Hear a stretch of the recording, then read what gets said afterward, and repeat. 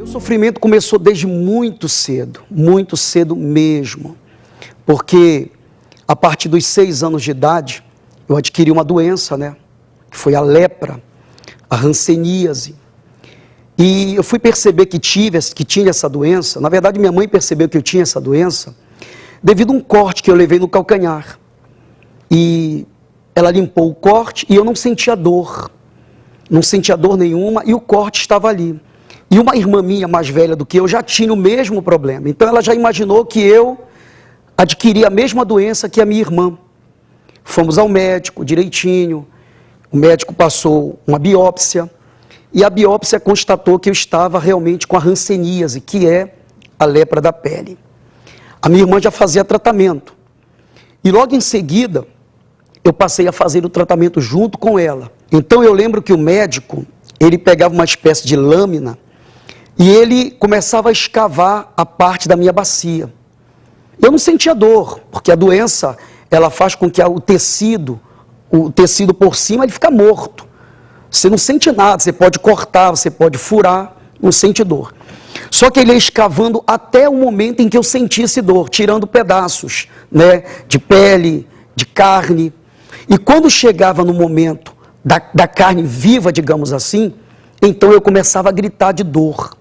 Mas gritava, e era obrigado médicos me segurarem para poder fazer essa biópsia.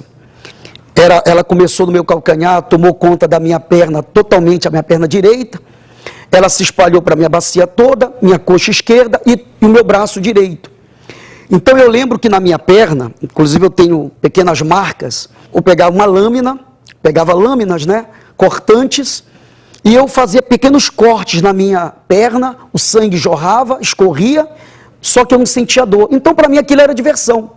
Eu era garoto. Eu não tinha ainda ciência do problema que eu carregava. E fui crescendo, essa doença me gerou complexos.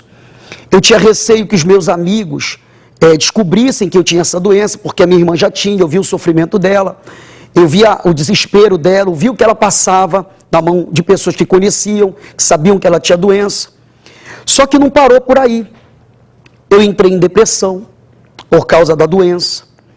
Tentei o suicídio, quase pratiquei o suicídio me jogando na frente de um carro, porque uma vez um colega olhou para a minha perna e falou assim: Edilson, sua perna está brilhando. O que é isso? E eu, para disfarçar, falei: não, deve ter caído sabão, para disfarçar, com medo que ele descobrisse que eu tinha doença. Eu também pegava agulha e eu costurava, botava a linha na agulha e costurava a minha perna. Não sentia dor. Por muitas vezes eu tomei uma surra da minha mãe por causa disso, que era garoto. Então eu fui crescendo com esse problema. Só que, além da minha irmã que tinha doença, os dedos dela estavam ficando tortos, eu adquiri a mesma doença, e a minha irmã caçula também teve a doença. Também pegou a mesma doença. Então, eu fico lembrando aqui a dor da minha mãe, porque quem andava com a gente para os hospitais era minha mãe. Então a nossa vida foi um sofrimento. Agora, além de todo esse problema que nós tínhamos de saúde, e que fazia minha mãe sofrer, os meus pais sofrerem, nós também tínhamos outros problemas, porque nós somos 10 filhos. Meu irmão caçula com 12 anos já praticava roubo.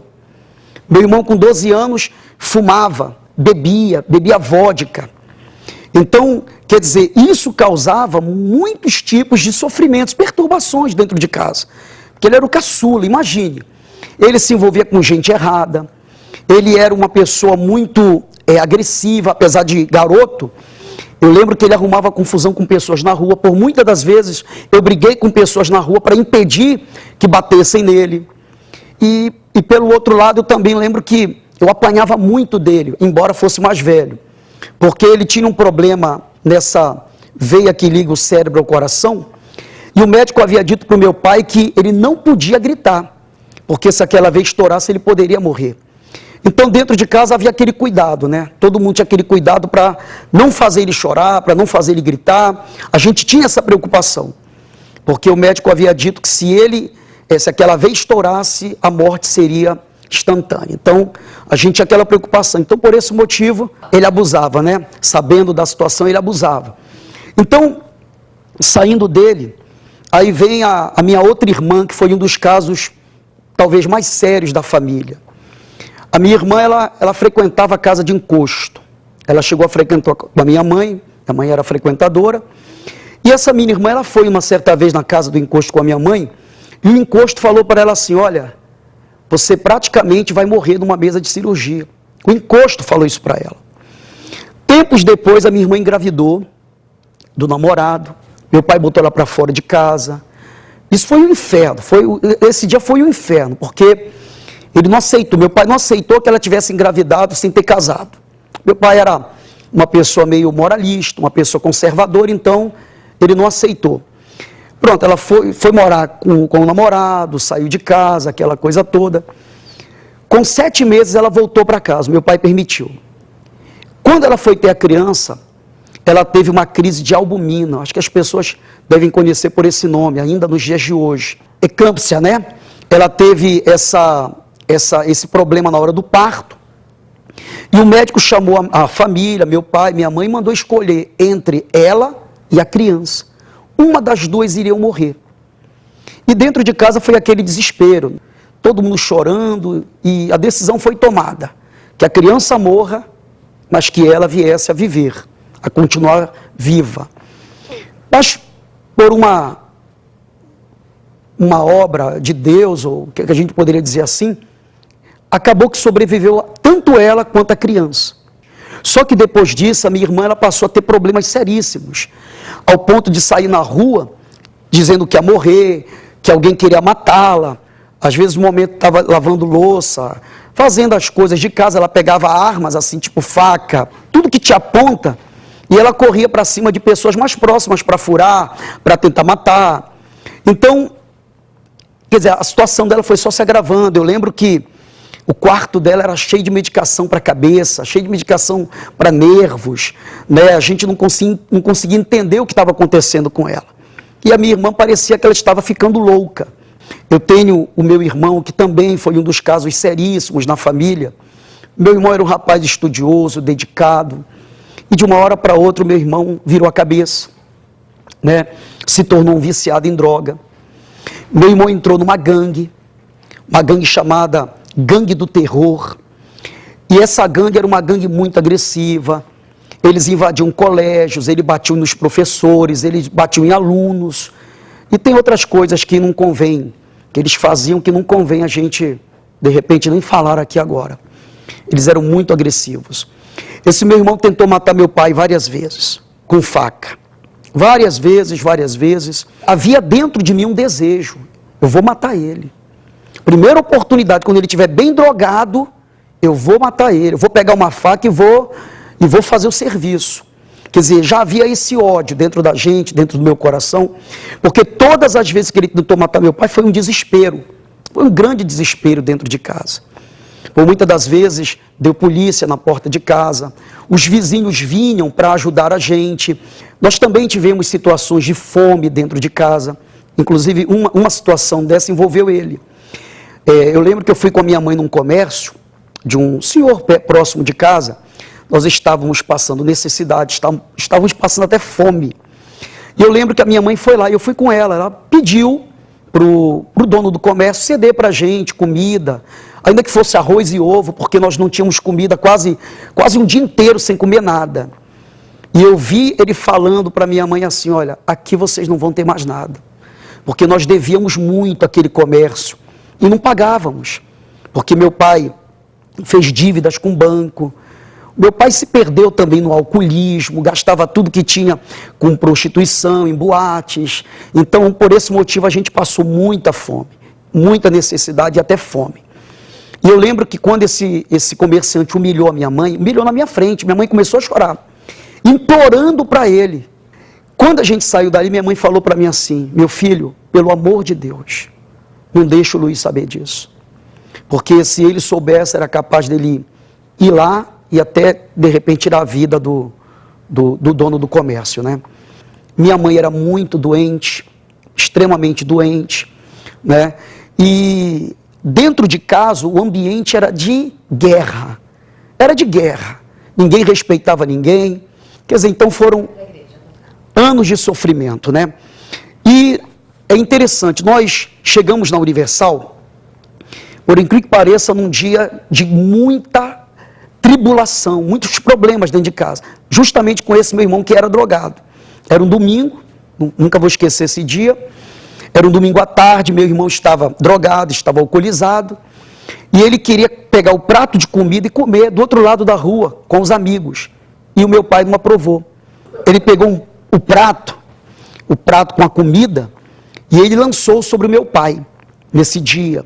Aí começou aquele inferno. Novamente ele pegou faca. Ele falou que ia matar o meu pai naquele dia, depois ele ia se matar, e foi aquele desespero, e todo mundo chorando.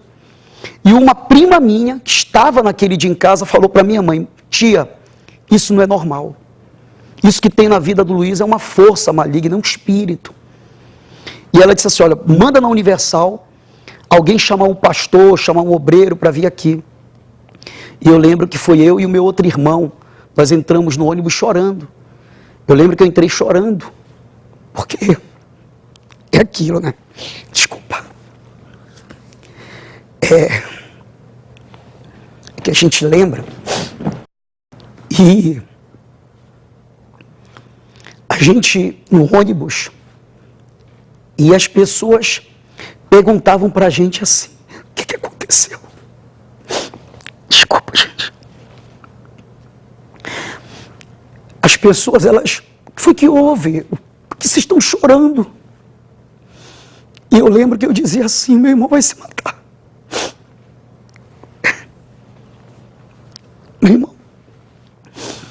O meu irmão ele vai se matar. Ele está com uma faca em casa. E as pessoas tentando consolar a gente de alguma forma. E eu lembro que quando o ônibus parou no ponto, eu nunca tinha entrado numa Universal, nunca. E nós entramos ali, um obreiro veio nos atender, viu a gente chorando. Eu contei a situação para ele junto com meu outro irmão. Imediatamente ele pegou um outro colega que também era obreiro e foram na nossa casa aquele dia. E o meu irmão, quando a gente chegou lá, todo mundo estava segurando o meu irmão, já tinham conseguido tirar a faca da mão dele. E eles oraram, fizeram uma oração no meu irmão. Mas quando eles colocaram a mão na cabeça da minha irmã, que era aquela que saía na rua gritando, dizendo que ia morrer, nela manifestou uma entidade, um encosto. E por incrível que pareça, quando manifestou nela, ele ficou bonzinho. Aquele surto de droga, de álcool, de violência, na hora, imediatamente, cessou ali. E eu lembro que meu irmão olhou para minha irmã naquela situação e ele começou a chorar. E a gente ficou, puxa, como é que pode? E naquele dia nós entendemos que por trás de todo aquele sofrimento havia um mal destruindo a nossa vida. Então, a partir daquele momento começou a luta, na verdade, da minha mãe e dessa minha irmã que passou mal, que manifestou com uma entidade, com encosto. Elas começaram a ir para a Universal. Agora, uma coisa interessante, eu vi tudo aquilo ali. Só que eu não fui para a Universal. Muito pelo contrário. Com o tempo, eu criei raiva da minha mãe, raiva da minha irmã, por elas estarem frequentando a Universal. Né? Eu lembro que essa minha irmã, uma vez, ela já liberta, ela já transformada, eu lembro que ela falou assim para mim: mano, vamos na Universal. Deus vai mudar a sua vida, Deus vai te curar. Eu era leproso, eu estava com a lepra no meu corpo. E eu falei para ela assim, num ato de ira, de ódio, eu falei para ela assim: olha, se você me convidar de novo para ir nessa tua igreja, eu vou te dar um murro. Eu vou esmurrar você. E ela falou assim para mim, eu lembro muito bem das palavras que ela me disse, como muita gente ouve: não tem problema. Se você não vai pelo amor, você vai chegar pela dor. Na verdade, pela dor você já está, mas você não chegou ainda no fundo do poço. E foi justamente quando eu entrei em depressão, que eu tentei o suicídio por causa do problema de saúde, também por causa de uma decepção sentimental. Foi que eu falei para ela assim, eu chamei ela e falei assim: olha, esse teu Deus pode me ajudar? Ela falou: pode. Foi muito forte. Ela falou: pode, mano, vamos comigo. E eu lembro que eu fui na Universal. Olha, se me perguntar o que é que naquele dia foi pregado, o que é que o pastor pregou, sinceramente eu não lembro. Mas eu lembro de um momento, quando aquele homem colocou a mão na minha cabeça, fez uma oração e falou assim: rapaz, você está curado. Você crê? Eu lembro que eu olhei para aquele pastor e falei assim: eu creio, o senhor está falando que eu estou curado, eu estou curado. E eu saí dali com aquela esperança no coração. Alguns dias depois, né, eu fui olhar para o meu braço, porque era todo leproso, e eu percebi que a mancha estava diminuindo. A mancha estava desaparecendo. Aí eu cheguei com a minha irmã e falei assim: mana, olha o meu braço. Ela falou assim: retorna na Universal, conversa com o pastor. Voltei lá, o pastor falou assim para mim: você está curado, faz o exame. Fui fazer o exame, 28 dias depois, peguei o resultado chamado leitura e foi comprovado que eu estava realmente curado, depois de quase 12 anos de tratamento. Aí, eu fui curado, a minha irmã caçula foi curada, também foi para a Universal. A minha irmã mais velha do que eu também foi curada da doença. Hoje nós temos uma vida completamente transformada. Minha mãe foi curada, meu pai foi liberto do alcoolismo. Hoje o meu irmão, que tinha esse problema na veia, que tinha também esse problema de roubo, hoje meu irmão é um homem liberto, transformado. Hoje nós somos super amigos, podemos assim dizer. Hoje o meu irmão, que era drogado, nossa, eu ligo para ele e falo: mano, como é que você está? Ele fala: mano, eu estou na presença de Deus. Hoje liberto. Mas a maior mudança mesmo aconteceu quando eu ouvi falar do Espírito Santo. Olha, eu lembro que o pastor pregava para a gente aquela palavra, uma palavra que eu nunca mais vou esquecer, quando ele dizia assim: olha, o Espírito Santo é uma promessa de Jesus. Quando o Espírito Santo entrar em você, você vai ser mudado numa nova pessoa. E eu passei a buscar. Eu lembro que eu tinha uma mágoa muito profunda de uma pessoa, né, que me machucou muito. Era uma amiga do passado. Mágoa assim, de ter ódio dela, de querer desejar a morte dela. E eu lembro que quando o pastor falava a respeito do Espírito Santo, eu falei: poxa, eu quero esse Espírito. Participei de vigílias. Nunca faltei, depois daquele momento que ele falou do Espírito Santo, nunca mais eu faltei numa reunião de busca ao Espírito Santo, e nas vigílias, pela madrugada, nunca mais faltei. Eu passei a almejar, a desejar, a ter sede do Espírito Santo. Eu quero essa paz, eu quero essa alegria, eu quero esse prazer que essas pessoas estão experimentando, eu quero experimentar também. E eu busquei muito. E graças a Deus, num belo dia, eu tive essa experiência com o Espírito Santo, que foi o meu novo nascimento. Eu lembro que eu estava de caminho para a Universal, andando, indo para a Universal, e nesse caminho eu lembro que veio aquele pensamento: puxa, se eu morresse agora, o que seria de mim? Para onde eu iria? E eu lembro que nesse pensamento eu comecei a apressar os passos, e quando eu cheguei na Universal eu não falei com ninguém. Botei o joelho no chão e eu comecei a chorar, pedindo perdão para Deus. Eu lembro que eu fiquei ali aproximadamente quase 1 hora. Quando eu levantei dali, eu já era uma outra pessoa. Ali aconteceu o meu encontro com Deus. Dias depois desse novo nascimento, eu recebi o Espírito Santo na minha vida. O meu coração, ele foi inundado de uma paz. Sabe, todo aquele ódio, toda aquela mágoa, aquelas coisas ruins, aqueles pensamentos ruins, tudo aquilo acabou. E dentro de mim passou a habitar a presença dele, a presença de Deus. Puxa, foi algo tão forte. Eu lembro que eu queria sair dali e abraçar todo mundo. Inclusive eu lembrei de dar um abraço naquele meu irmão, que era viciado naquele momento ainda. Eu fui em casa, eu lembro quando eu saí dali, eu fui para casa, dei um abraço nele, falei: meu irmão, Deus, ele ama você, tanto quanto ele me ama. Quer dizer, houve uma mudança total. E essa amiga que eu tinha mágoa dela, eu lembro que eu fui à casa dela, e por incrível que pareça, ela estava subindo a rua e eu estava descendo. Quando ela me viu, ela fez uma cara feia, de raiva, porque ela me odiava tanto quanto no passado eu odiava ela. Falei assim: Olga, minha amiga, eu quero te pedir perdão. E eu falei para ela da experiência que eu havia tido com Deus, e ela me deu um abraço, começou a chorar.